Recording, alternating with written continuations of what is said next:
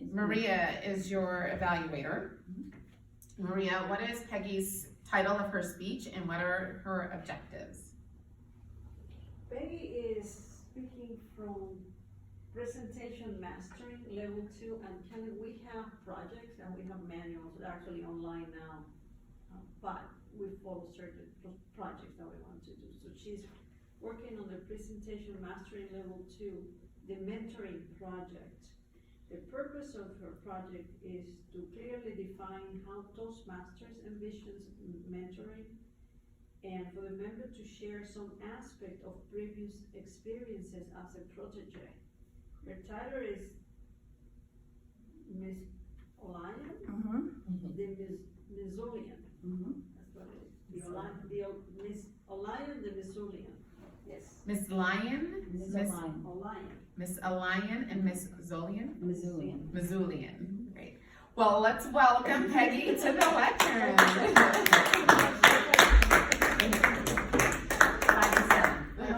5 to 7 minutes. Thank you, Madam Toastmaster, fellow Toastmasters. This is a project that I've learned a lot from. I thought I would take the easy way. I just want to do speeches, so we'll just do presentation mastery. So why is this project, mentoring, stuck in the middle of presentation mastery? Okay, we'll do it. And oddly enough, I learned a lot. Of course, I procrastinated way into the night, even last night, thinking about this speech. You're supposed to list a time when you were a protege. Now, there's certain qualities that a mentor must have and a protege must have. So I'm going to try to narrow this down to one job, one specific place that I worked. It was Western Montana's largest leading daily. And I went there because I wanted to be a graphic artist. And I was determined to do something in a creative field. But the qualities that I had as a protege there was I saw someone who had a job it was a very creative thing where she did layouts and promotional pieces and things like that. She was leading. And this girl that came in and took the job that I wanted had degrees in both art and journalism. But me, I was just young and very eager, downright anxious to learn, pick up things quickly, and I was excited to be there. So it made me a good protege for several people there at the newspaper. What I learned from that job was deadline, and how they organized something like that. Even people who worked at the paper did not realize how the various departments interacted. So the lowest job on the totem pole was a advertising proof dispatcher, where you took out a Xerox copy of somebody's ad to the advertiser, where they could okay it for typos or any small corrections and bring it back. Now, the dispatcher controlled the ads as they came in from the sales department, logged everything, put them into envelopes for which day of the week. We were generally working with a week's worth of papers at the same time, depending on, and considering a newspaper is a 24-hour thing.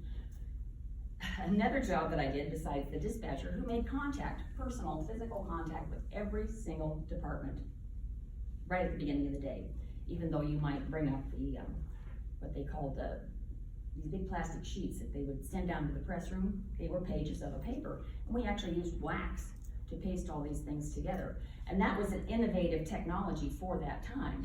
So to be a good protege, and I was young, and I was anxious, very anxious to learn.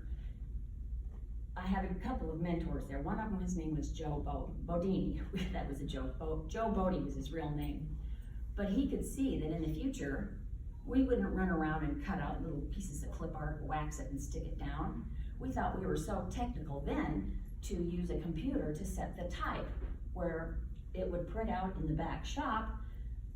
They would wax the type, slice it into pieces, and lay it out. There were so many points in a pica, and it was all about graphics. But it was incredibly organized how they did all that. Each ad was assigned an envelope and a number, and it went through a whole production process. Took about 2 or 3 days for an ad to make it through. The ads are what determine how big your paper was going to be. Another job that I did was a dummy, the dummy clerk. And the dummy clerk would add up all of the newspaper inches, and you had a little formula that you use for the number of news inches that you were gonna have, the number of pages you would have, and then you would take these big sheets of paper that were gonna be taped on these big plastic things that went down to the press room, and wax is what we use. It's tacky according to ad agency people. They used rubber cement back then. Wax this. But you could reposition things easily if you had to. Anyway, each ad was laid out by the dummy clerk. She brought the end of it, along with the little envelopes of ads that might be reused for another day. And they were all numbered on those sheets where they went. I learned so much from those lower positions, the dispatcher and the dummy jobs. Those are probably positions that are still in advertising today. But the biggest conflict, I noticed they had it here at the Review Journal, was technology. The ads for the people in the back shop, those paste up people, were union. And they had been there for a very long time. And if you went back with a, hurry up, I got this proof back, you can fix it now before it goes down to the press. It's time for my break. Sorry, I'm busy right now. They just kind of didn't seem to care as much. And actually, they went through some stuff where they just kind of eliminated a lot of those jobs in the future. So the mentor that I had could see long-term. That's the difference between a mentor and a coach. A coach is more short-term. That's the type of person that you will do it and you will like it. They are much more skill and task-oriented. But I learned so much from two different mentors there at the newspaper about how to pull all those departments together. And even after I left, how to promote yourself. Because I worked my way up from a dispatcher to a dummy clerk to a production layout person to the promotional department for the newspaper itself, which we tried to be an ad agency within the newspaper. And we could do the beautiful speculative ads that were for the future, for the newspaper salespeople advertising to take these things out. And because we had a steady flow of graduates from the University of Montana Journalism School, a lot of them didn't know a lot of the things that I knew about the business of a newspaper, just because I started as a lowly little dispatcher and dummy clerk. So mentoring people, if you're going to be a mentor, you have to be aware of the changes in technology that might be ahead of you, because these are long-term things. And the reason why we called him Joe Bodini, escape artist, the girl that succeeded him, we had a blast in creative copywriting and things like that. He really made a grand exit for himself. He got to go home and work and just do drawing. But Anne, because she had the 2 degrees, is the person that taught me to write. Behind the face of Ms. O'Lion, who was our corporate mascot. And she gave advice on selling your products, advertising. I would steal little blocks of copy from all sorts of trade magazines we might have. But because I was writing behind a cartoon, Ms. O'Lion, I could write. All of a sudden, I didn't have the writer's block that I used to have in school. So that was another big part of being a protege there, is I discovered talents that I didn't know I had. So always be ready to see the future if you're going to be a mentor. If you're going to be a coach, it's much more task-oriented. Get it done now, today, need to complete that. Deadline, deadline, deadline. And then as a protege, be willing to learn, be eager, and find talents you didn't know you had. Madam Toastmaster. Thank you, Madam General Evaluator and fellow Toastmasters, and especially Peggy. I love to listen to Peggy speak, and that was no different today. I thought her project today was presentation mastering, and then giving an experience of mentoring from her perspective as a mentee or a protege. And I think you did a very good job with that. First, I'm going to talk about your speaking skills, what I saw in your speaking skills, and then a couple of suggestions. So Peggy used the experience she had when working for the newspaper to tell us how she experienced somebody mentoring her. And you did an excellent job in describing the various jobs that existed at the newspaper and how you came in at the lowest level and then moved, explaining the various things that were happening and how you progressed along and how much you learned.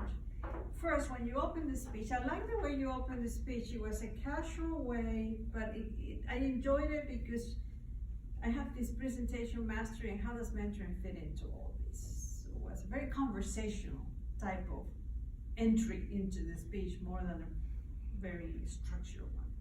I like that. I was observing because it talks about, for example, eye contact. What was your eye contact? And what I noticed was you did look here, you did look here, you did look here, but it was quick. It was quick. You might want to just focus a little bit more here. I'm looking over here. And the next one here. It wasn't completely fast to the point that it was like that, but just take a little longer on that. You did very well with your gestures. I love the way you described the various things that were happening. For example, the sheets or the envelopes, and the envelopes are how they number them. It was good. Your hands were moving constantly. You might want to give them a break, but they did move, but you did have specific things that define certain things. So that was good.